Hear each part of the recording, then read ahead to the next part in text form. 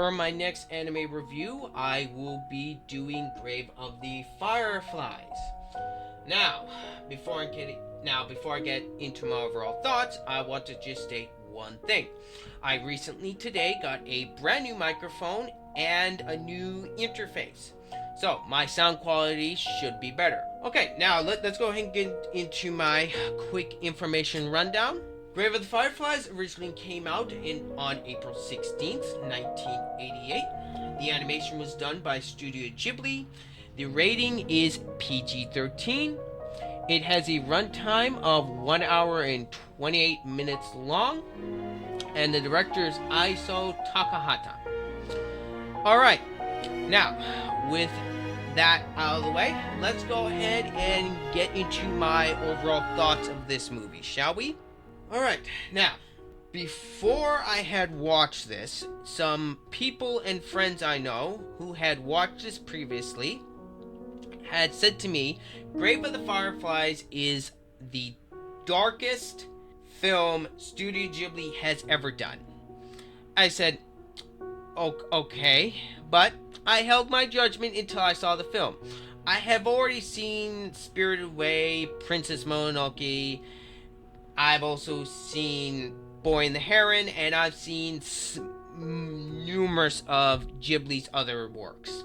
That being said, when it's all said and done, after watching this film completely, I had this without a shadow of a doubt. This is by far Studio Ghibli's most depressing and dark film I have ever seen them do. Heck, this is one of the most depressing films I have ever watched.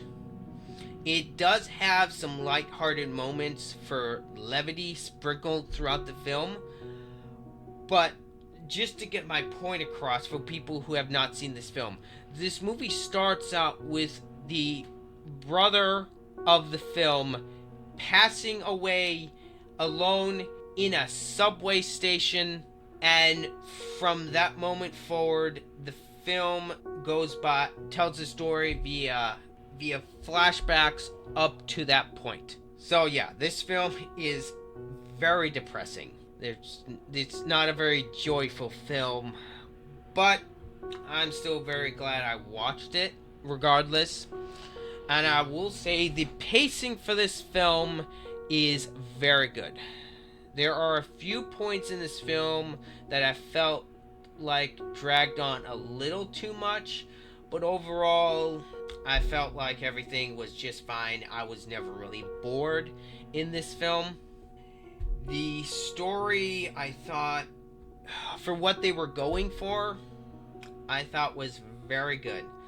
There were several moments, if you don't feel anything throughout several moments of this film, you have no soul. The animation in this film holds up very well.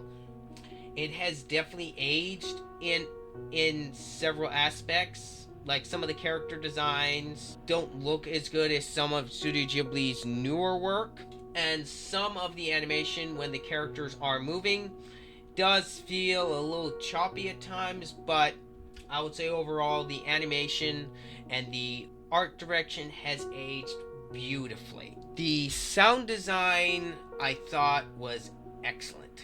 Now granted, I did notice that there were some sound issues here and there, like there were a few spots that I thought should have had sound, but there wasn't any. Other than that, I thought the sound design was fantastic. Everything's got a nice weight to it. The OST, I thought, fit this movie perfectly.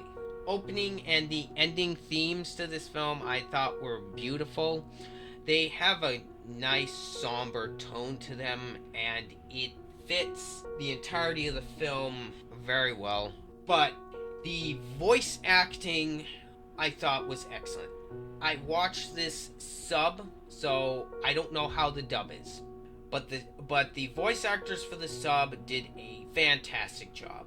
Everyone does their roles perfectly, and whoever did the role for the little sister in this, I hope they won an Emmy because she gave a fantastic performance. And overall, This is definitely one of the few films in Ghibli's back catalog that is definitely going to be hard for me to watch again. And I don't say that about a lot of movies I watch.